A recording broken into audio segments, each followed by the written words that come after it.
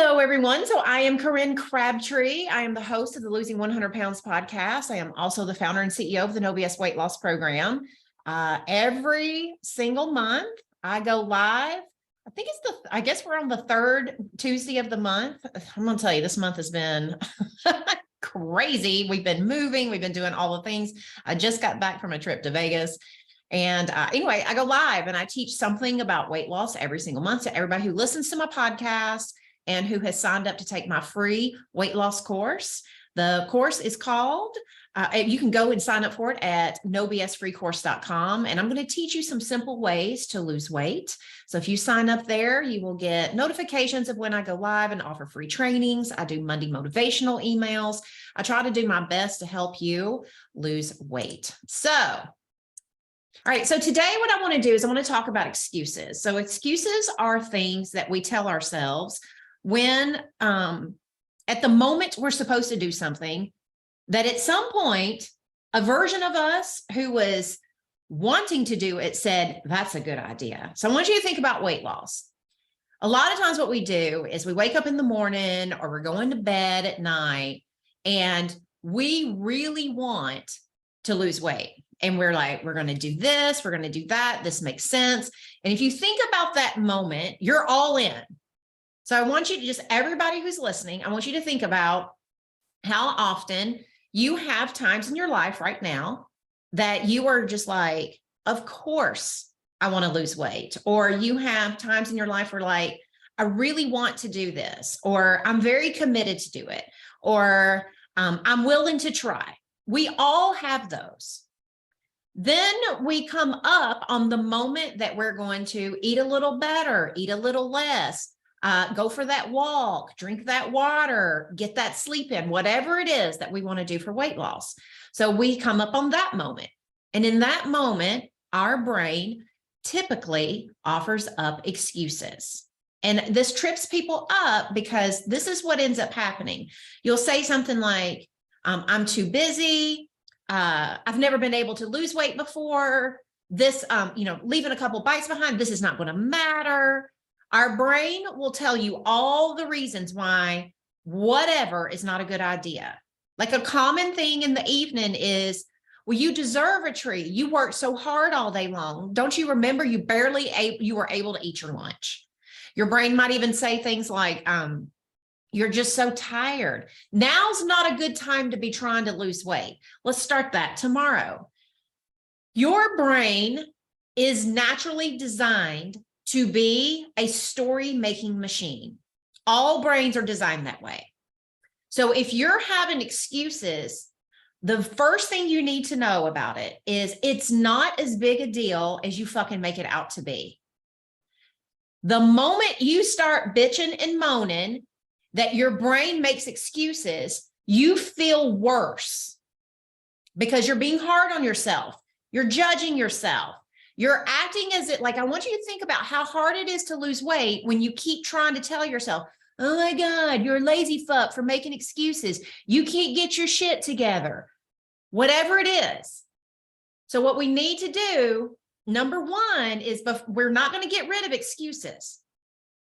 I am right now designing an entire course that's going to be happening over a course of 3 days inside of my membership in July. It's the No BS Excuses Weekend. We are blowing it out. I've got thousands of members coming.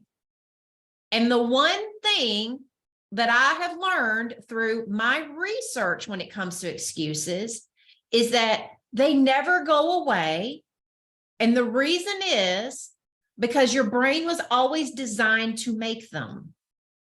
So if we can't get them to go away, then what we have to do is we have to learn how to override them. We have to learn how to ignore them. We have to learn how to make peace with them. Those things have to happen. So step number one is you have to make peace with your excuses. Like everyone does. So let me tell you why excuses come up so that you can make peace with them. So we go back to our brain, story-making machine. That's all it wants to do.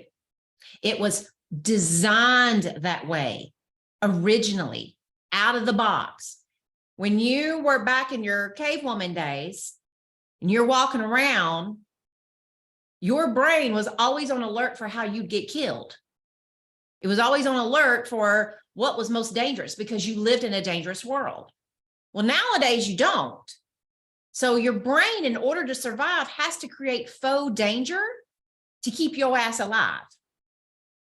So it's looking around and it's going to think like at night when you're going to skip ice cream, surely you're going to be starving by 9 o'clock.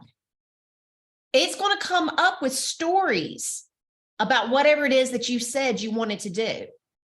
So what we have to do is we have to like understand, well, why is it doing this? What is at the root of every one of our excuses? Because they are going to come up. It's our brain's natural design. So our ass has to figure out what we're going to do about it. All right. So number one, why do we have excuses? It could be that your excuse is masking a fear.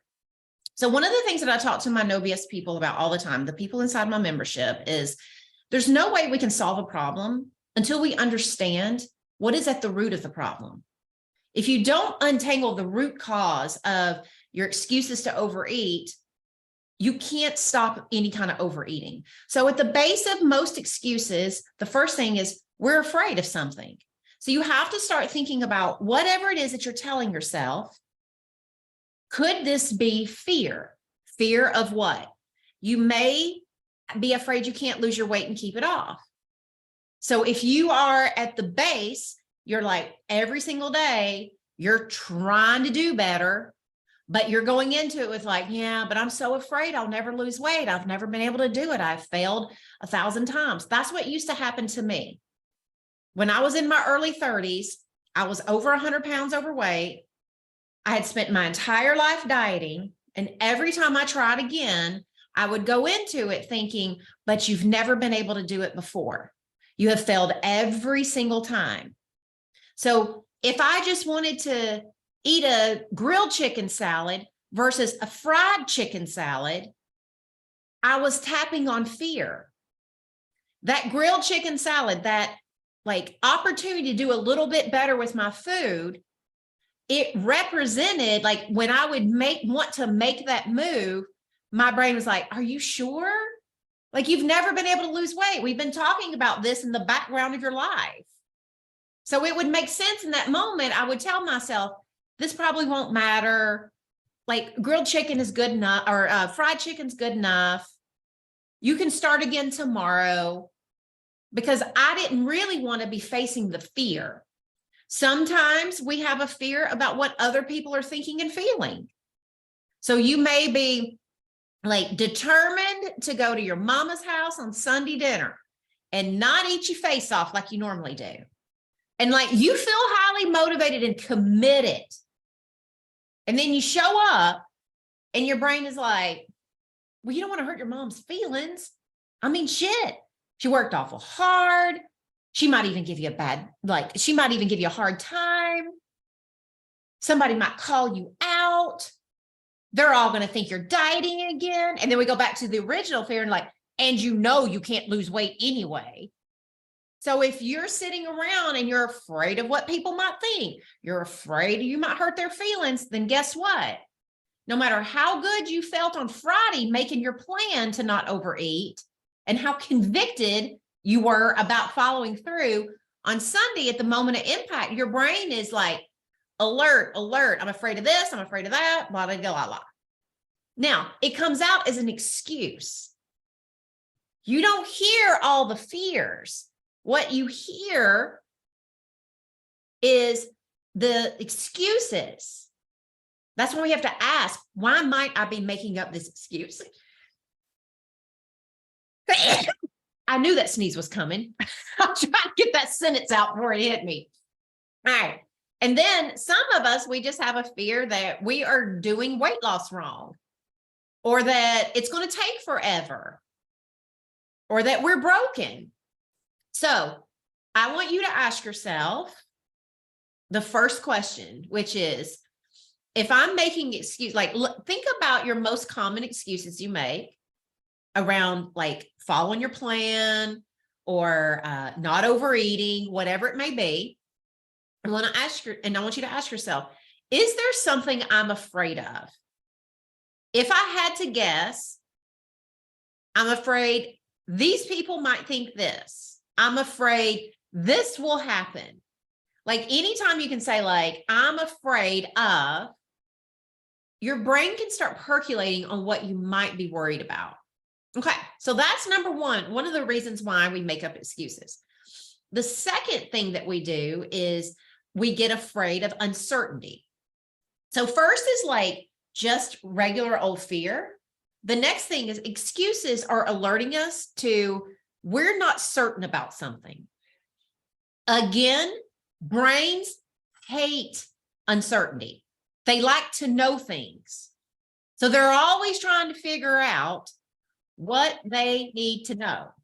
All right, so in your mind, I want you to think about, would you rather know you're not going to lose weight? Or would you like to be certain you're going to lose weight? Most of us want to be certain that we're going to lose weight. That doesn't come naturally. Your doubts and fears are always where it's going to come naturally. So the antidote is we have to start telling ourselves deliberately why we will lose weight, what we are changing, what we are capable of. It's really important to certainty because I want you to know, like, unless you have actual tangible proof, your brain loves to go to the past and it loves to make up bullshit that ain't true just to give you some certainty. Seriously.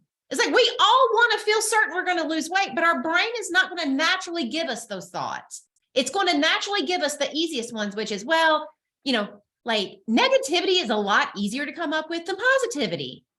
And that's just the way human brains work. So if we want to solve this, we have to on purpose give ourselves some certainty in any way that we can. So one of the things that we do, like, let me give you some of the things you might be uncertain about that you have to do in a deliberate fashion. Number one is a lot of times we make up excuses to not lose weight. If we are uncertain, like, I don't know if I'm going to like my body. I don't know if my relationship can stand me losing weight. I coach a lot of women on, they want to really lose weight, but their partners don't, and they're eating buddies. And in order to lose weight, they can't be an emotional eating buddy with them anymore. They can share meals with them, but they can't share emotional eating with them anymore. And so there's a lot of uncertainty of like, will they still love me? Will we still have anything in common? That happens with friend circles. We also like have an uncertain, like, not only will I like my body, but will I have loose skin? Will I be able to keep it off? These are all the types of uncertainty that unless you're solving it on purpose, it will get your brain to make excuses why not to follow through. Because remember, everything you're doing to lose weight, if you have unresolved fears and uncertainty, your brain's going to make an excuse for you not to do things that make it think about fear and uncertainty. It doesn't want to think about those things. We have to do that on purpose in a very safe way, and we do that on paper. So one of the things that we have to remember is you can ask yourself, is there something I'm not sure about when it comes to my weight loss that if I work through it, my brain can relax in order to lose weight? Okay, so the third thing, we've got excuses mask fear, excuses signal that there's some kind of unresolved uncertainty we haven't done for ourselves. And then excuses also very often signal that we don't have passion and purpose for what we're doing. A lot of times, like when I ask people, why do you want to lose weight? They'll say things that just don't matter to them. Like, well, because I've never been able to do it before. Because I should. It's time to shit or get off the pot. You will have excuses come up. And one of the best ways to come face to face with an excuse is to have really good reasons why doing something you're not going to want to do in the moment is better than just eating. And they have to be fucking good reasons. I want you to think about it. If you're staring down a sleeve of Oreos, if you're looking down the donut hole's mouth, guess what? You better have reasons that in that moment you can say, as good as that's going to taste, as awesome as Oreos sliding down my throat's going to feel, I want this more, and here's why. And I'm willing to not eat this in this moment, and it kind of sucked because I'd love to have it so that I can have this later. We do all of this work on paper for all of you. So in this so the first case is asking yourself, like, I'm afraid because I'm afraid of this. Let your fears pour out on a piece of paper. The next thing on a sheet, I'd get a whole nother sheet of paper. I'd be like, here's things I'm not sure about. I'm not sure if I'm going to get hungry later. I don't know if I eat a little less, will that trigger me to binge later? I don't know if I'm going to like my body. What if I lose all this weight and I just regain it? What if I lose all this weight and I lose friends? You need to write all of it down. The last thing, you need to know why you want to do this. Why is this better than eating Oreos? Why the hell do I want this so bad? What in my life's going to change? What am I going to be able to do that I can't do right now? What are the things I hope to be able to do? Paint the picture of why this is important to you. And you got to do that on paper. I call it paper thinking. So if you listen to my podcast, I have an episode about paper thinking. When you dump your thoughts out on paper, you actually dump the reality of which you live in. Your brain and whatever it's thinking is your reality, whether you want to admit it or not. And this is what I tell my no BS women all the time. You can dump them thoughts out on a piece of paper and you can look at them and at least you can see the truth. And you can decide, I will not let all of this thinking make me feel bad. I am not broken because of it. I'm actually pretty fucking courageous for writing it down. If we're going to tell the truth, let's tell a good truth. Because it can feel really true that these thoughts make me feel broken. And it's as equally as true is that it takes some stones and balls to write it down and look at it. It's just that stones and balls feels a lot better than I'm broken. So we have to look at all of it. And then if you want to lose weight, what you have to do is you have to have powerful sentences in the moment when those excuses come up. And you need to go to work on disproving everything that your brain automatically thinks. Now, I want to give everybody a word of caution here. It is so easy to do this and to think, I'm the weird one. I'm the broken one. No one thinks like this.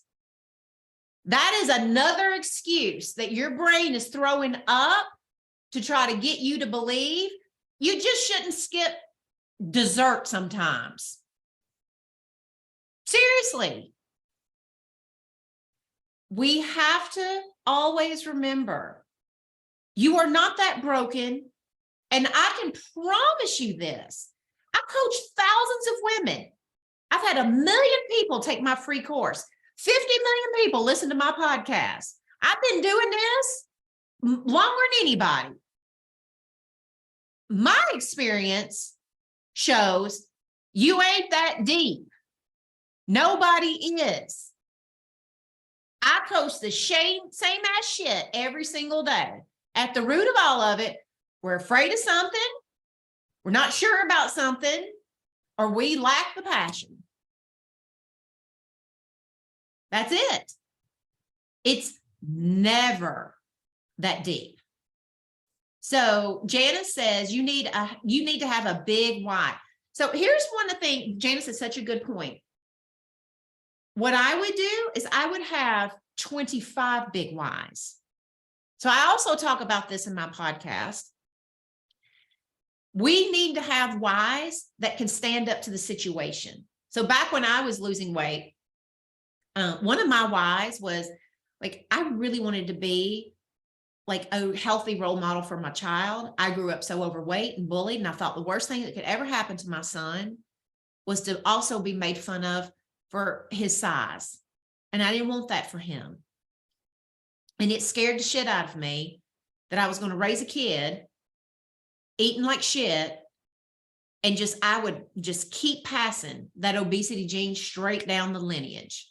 And I didn't want to do it. There was another part of me that had my own trauma from being bullied. None of the boys ever asking, like, I never had dates to dances or anything. And I just wanted to be sexy. I wanted to wear cute clothes. I always had to shop at, like I'd have to go to Sears, shop in the women's department when I was 10. I remember my 8th grade graduation. I wore my granny's dress because I couldn't wear cute dresses like the other girls. I had to go and shop, in the ladies department as a young kid.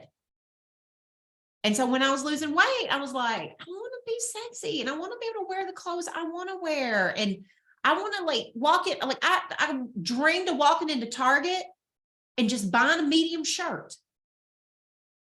So sometimes when I would be like at night, I would be sitting there and I would really want to just eat my face off after a long day. My son had high needs. He has autism. I was with him all day. And by the time 8 o'clock would roll around, we'd finally get him in bed. I just wanted to eat because all I really wanted was to relax. I would remind myself, I'd never want my child going to bed eating because he's sad or tired. If I don't want him going to bed that way, I don't need to go to bed that way either. I need to just take a break, whatever I need to do, but this is important.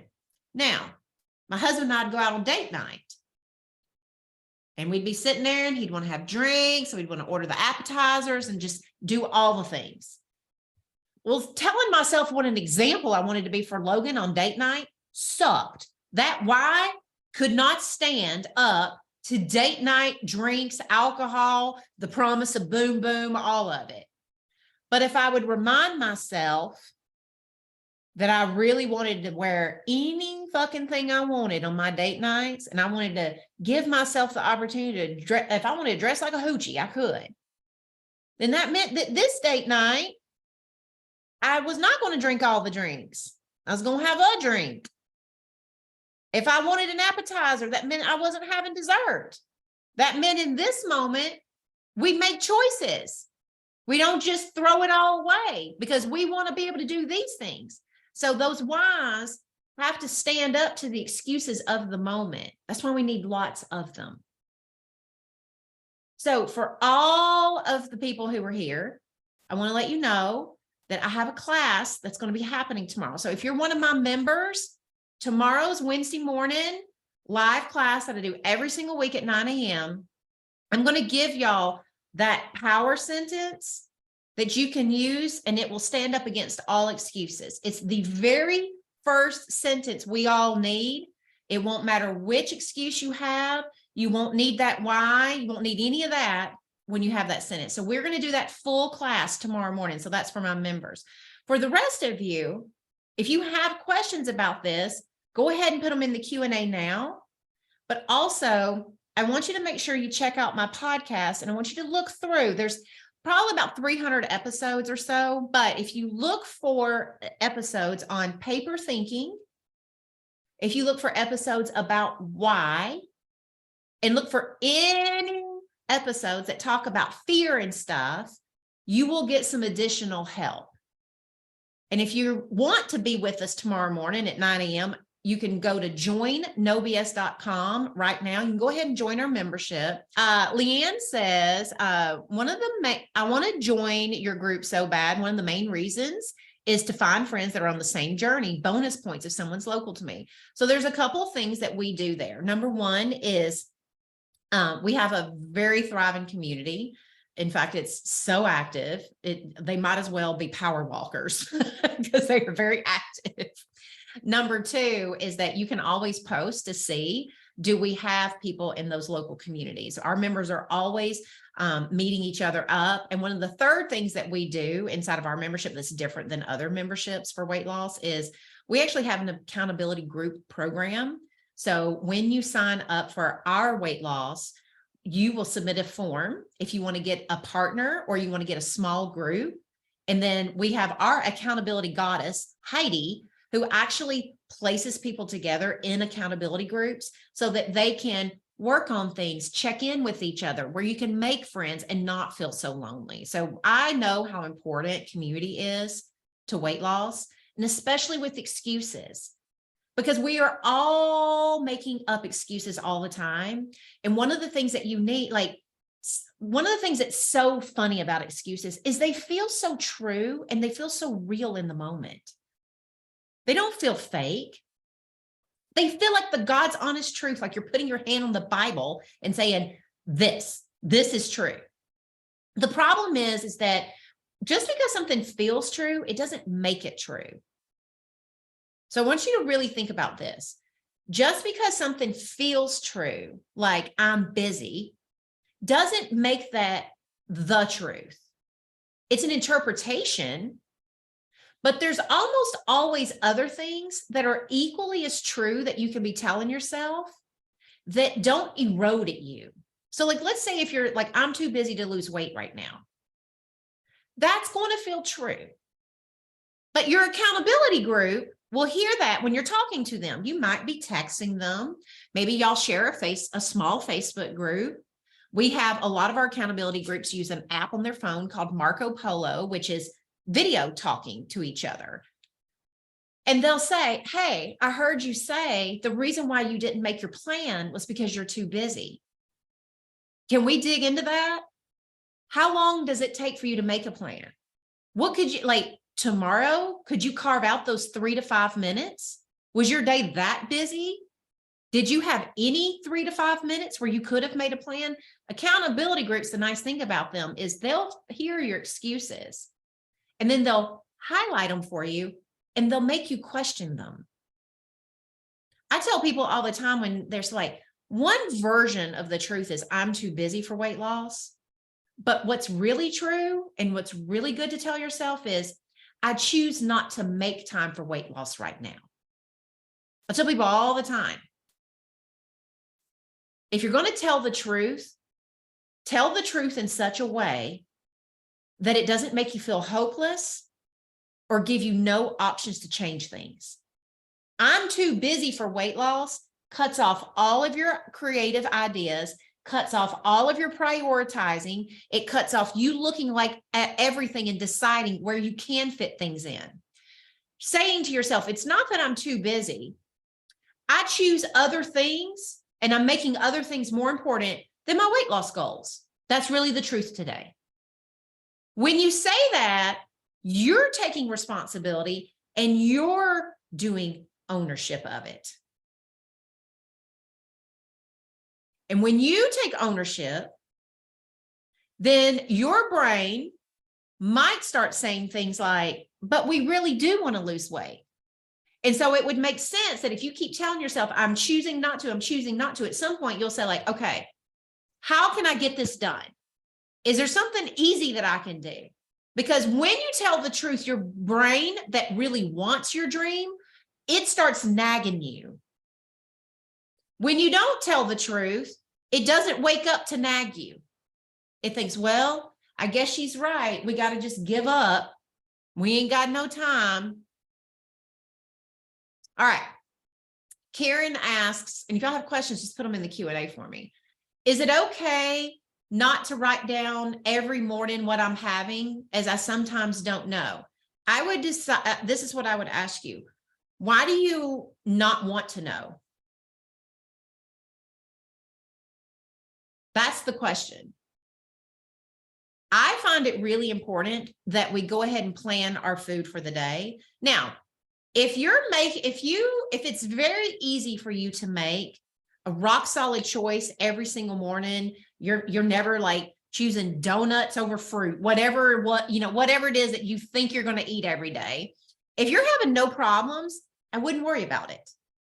But here's what I don't want anyone to do. The reason why I have you write down your food ahead of time is if you're stressed out in the mornings, or if somebody brings free food in, like let's say the boss brings in free donuts, you're like, well, I never know when the boss is going to bring in free donuts. It's like, okay, is your weight loss goals less important than $1.50 of free donuts? Like, do we really want to like when we write things down, when we force ourselves to do that, we start asking better questions. But like, if you're having no problem, like, no, I eat a decent breakfast every morning. It's fine. Sometimes I just want this versus that. You don't have to write it down, but I encourage people to write things down, because what you don't want to make your food decisions in the moment is your whims. Well, it's free. I don't want to hurt their feelings. I don't want the tired version me at night making my decisions. Morning me might have anxiety about the workday and sometimes might eat shit first thing in the morning. Well, I don't want anxiety me making that decision. That's why we make the decision beforehand, when we are thinking, when we're clear-minded, when we're taking deep breaths, and when we're thinking about what we really want for ourselves.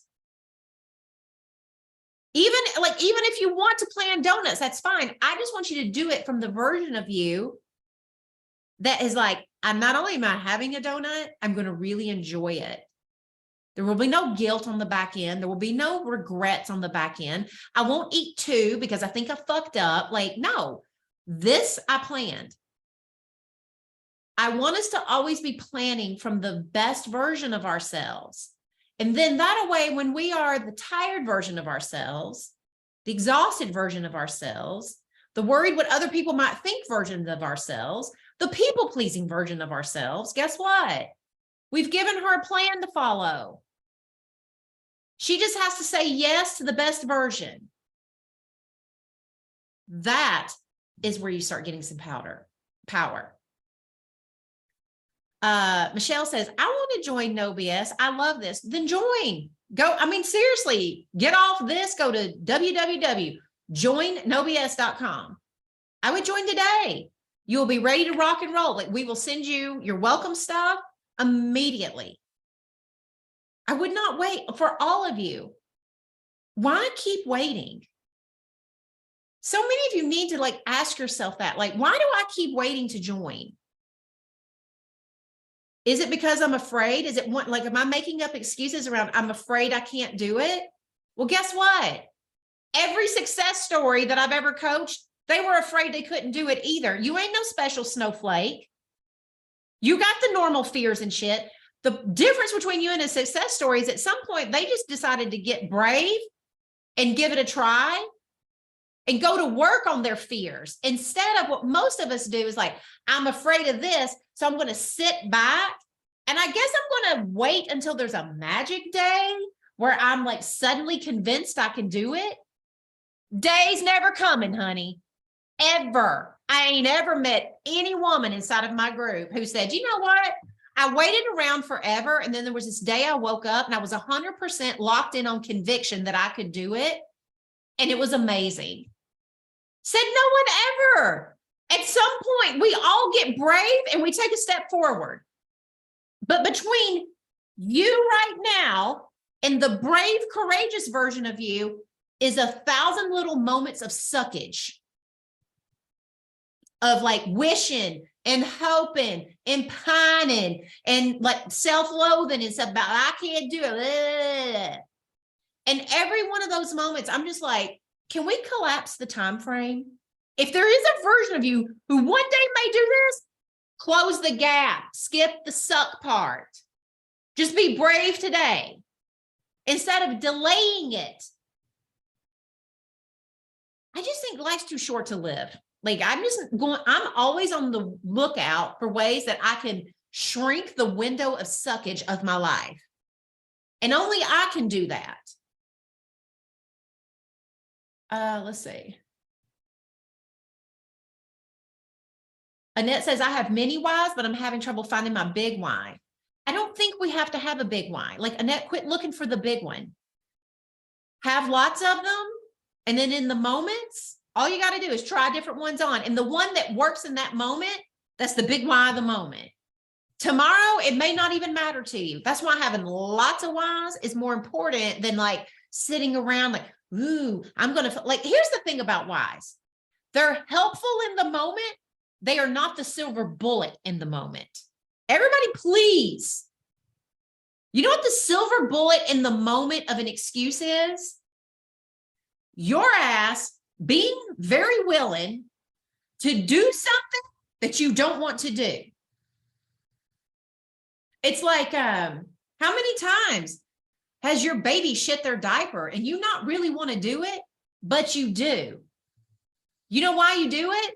You want a clean ass. You don't want no rashes. That's not big whys, but they're compelling enough. And in the moment, just because you don't want to, you just don't allow yourself to use that. Like, you're just like, well, there's a real problem here. My baby's going to get butt rash for days because something's wrong with me. I never want to seem to clean up a shitty diaper. Now, could you imagine if we acted like that? Seriously. But for some reason, when it comes to following your plan to lose weight, all of that stupid drama is okay. It's like, no, but that's real. It's like, it's not real. If you would not sit around and complain about cleaning your baby's butt and you just did it, or if you wouldn't, like, would you actually, like, I need to hire someone. I just can't seem to get motivated to change diapers. It's like, we have to learn the skill of following our plans just as, all right, digging in, doing it as we do when we change a diaper. That's what we have to do. You got to unwind all of this crap that you believe. Let's see. I make a food plan every morning and my goal is to follow it at least 7 days a month, but I keep failing. Is my goal of following my plan 17 days too hard? I wouldn't call it too hard. You know what I would call it? Not met yet. Like, let's not like try to lower our standard so we can win. Let's just look at what you're doing and call it a win until we get to 17. It's like, all right, I'm going again this month. Proud of me. Here I am. I'm going to do it again this month. Oh, Jeanette, I didn't even get to finish reading that one. I'm sorry. I was going to go, but let me look and see if I can find it. Okay. Do I need to set a smaller goal, like follow my plan for 20 meals a month? I feel like a failure and wonder why it's so damn hard to follow my plan. So, number one, you're not a failure. You're just not following your plan. Very different. When you have thoughts that I'm not following my plan means I'm failing, we could just as easily say, when I'm not following my plan, it means I need to uncover what's going on. We don't have to attach morality to it. You don't have to be a bad person because of it. There doesn't have to be anything wrong with you as a human because you can't do it yet. So we want to add yet to the end of it. Like, I'm not doing it yet. I'm still figuring out what I need to do. Like, I'm very proud of me for keep putting myself up for this goal. And then every month giving myself the opportunity to figure it out one more time. It's a very different way of talking about it than the way you're talking about it. And when you go into the next month with that kind of energy, you pay attention better. Right now, you're paying attention to your moral failings. It's like when you're not doing it, instead of looking into, I wonder what's really going on. Like, let me process this. Let me go to, like, if you're one of my members, Annette, take every single day Make a commitment for this next month that every single time you don't follow your plan, the next day you're going to go to Ask Coaches and say, here's the reasons why I didn't follow my plan yesterday. I thought these things. I felt this way. I told myself this stuff. This is why I think it didn't happen. And let us coach you through it. You do that for a month, you'll figure out a lot more about yourself. Or you can spend another month feeling like a failure. But one of the things, it's like, I want you to think about this. I wouldn't lower the goal, because the goal isn't to just follow your plan. The goal is to figure out why you don't follow your plan, so that when you do start following it, you've removed every obstacle and excuse and made following plans for the rest of your life easier. That's what we really want. So let's work on that this next month, Annette. Are your live podcasts recorded? Some of my workout classes start at 9. Oh yeah. So everything that we do inside of the membership, Sherry, is recorded, and then it is dropped on Tuesdays and Fridays inside 2 places. We have a whole video on demand replay section of our website. So when you join No BS, you not only get access to our course, but you also get access to our archived replays of coaching calls, mini classes, mini workshops, worksheet calls, anything that we've done. They're in the video replays. If you are an on-the-go kind of person where it's like, Corinne, I'm going to be honest with you, I'm never going to watch videos. That's perfect.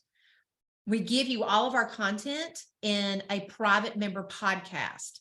So we have a podcast for our courses. We have podcasts for our live trainings. We also have a very special member-only podcast around what's called Quick Hits, which is a lot of people like to listen to me in 20 minutes or less. They're like, just give me the heat, give me the preaching, give me all the cussing. That's what I want. Like, what is your most fiery, fuck-filled shit you got? All the cuss words, Corinne. That's in the Quick Hits podcast. It's usually me ranting, preaching, going deep, doing the things. It's what our users say, this mattered. And they like to listen to that as like a way to be motivated in the quick moments. So you have 2 choices. For those of you who like watching videos and you like to kind of sit and consume the content, we have our on-demand library. And for those of you who are like, no, I just want to take you everywhere I go. I'll walk. That's when I'll listen to things. I'll listen to you in the shower. I'll listen to you in the car, wherever you like to listen. We have our private member podcast for you, but that's all just for members. Is losing a pound every week good? Yes. I actually have a podcast coming out where I did a podcast on weight loss drugs with some doctors just to kind of talk about things. And one of the things that they said that really, I was like, this is so true. You want to only be losing about 0.5 pound to 2 pounds a week for a variety of reasons. Number one, your body doesn't think something traumatic is happening. So it's less likely to throw you into stalls. It's less likely to throw you into plateaus. It's also less likely to send up lots and lots of urges to overeat or eat your favorite things when you're just chipping away at the weight loss. Dramatic weight loss actually increases demands of hunger and demands of your favorite foods. The other thing is when you lose any faster than that, you are really likely to be tearing up your muscle mass. And that's where a lot of people say dieting screws up their metabolism. Harsh dieting that rips weight off too fast rips off muscle, and muscle is a metabolism driver. So you don't want to be losing weight so fast that you set yourself up to get stalled out somewhere because you've also lost so much muscle that your body is dropping its metabolism. Because without muscle, it doesn't have the energy stores to burn as many calories naturally. So there's just a couple of reasons why you shouldn't lose any weight faster than that. I'm trying to lose the last 5 to 10 pounds. Well, this plan helped me lose this last bit of weight. I've tried counting calories and other weight loss plans and keep failing to get these last pounds off. Yes. So, but April, the way we teach things is probably the reason why the last 5 to 10 pounds has been hard is you've probably been keeping just enough overeating, or what we call grab ass eating, and not paying it. A lot of people who only have 5 to 10 pounds to lose often will say this: I should be able to eat this much. I should be able to eat this. And that, we have a lot of people that come in who are losing that last little bit of weight, and they don't realize they're overeating healthy food. They're still emotionally eating. It's just not Twix and ding dongs. It's big salads. It's things that are like, but this shouldn't matter. If you are overeating to feel full, to comfort yourself, whether that's a protein bar, it's nuts, it's salads, or it's ding dongs, Twinkies, and chips, it's the same problem. You're dealing with your life with food instead of dealing with your life. And we teach you a lot about how do you find these root causes and how do you unwind all of this. I'm struggling with knowing when I'm hungry. I thought about using a reset system like Plexus. What are your thoughts? Nobody needs a reset. Like, let me ask you this. How many times have you reset and gone back to hunger problems? One of the reasons why we have a lot of hunger issues is because we keep doing shit like that, where you don't eat for a few days and your body's like, fuck me. I'm like sending you 1,000 notices that you're hungry and you're overriding it.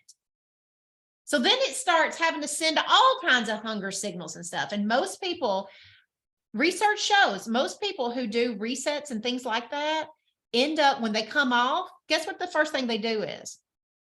Well, let me go have a celebration meal because I've been so good. Either they do it the literal day that it ends, so they overeat their face off the day it ends, or they wait a few days and then they need a break. I've just been so good, I just need a break. And next thing you know, a break turns into 3 days. Resets don't change your habits. They don't change your thought patterns. There's no shake or reset out there that's going to give you a lobotomy and take away reward eating, stress eating, or teach you how to deal with any of that. Grab assing, I love it. I have a lot of resistance to planning my meals. I judge myself for not being committed to my goal for losing 30 pounds. How can I overcome this obstacle? Well, I joined No BS. That's where we teach you how to overcome bullshit like that. If you're having resistance to planning your meals, you need to ask yourself what excuses are you using? What are you afraid of if you plan your meals? That you won't get to eat what you want? That's not how I teach it. Inside our program, we teach you how to plan what you want to eat. We're just going to do it deliberately. We're going to do it intentionally. We're not going to do it whenever we fucking want to. Most of the time, if you got 30 pounds to lose, it's because you're trying, like, you want to eat what you want, but you're eating it whenever you feel like it, instead of eating what you want when you've planned for it in a smart way, in a controlled way. It's a very different way to do it, and you get to enjoy the food so much more. All right, so if you want to join, go to joinnobs.com. It's $59 a month. You can cancel at any time. Get on, get in now. I hope to see you in tomorrow's class. Otherwise, I will see you next month for our next live session. It'll be the 3rd Tuesday of the month at 9 a.m. Talk to you soon. Bye, y'all.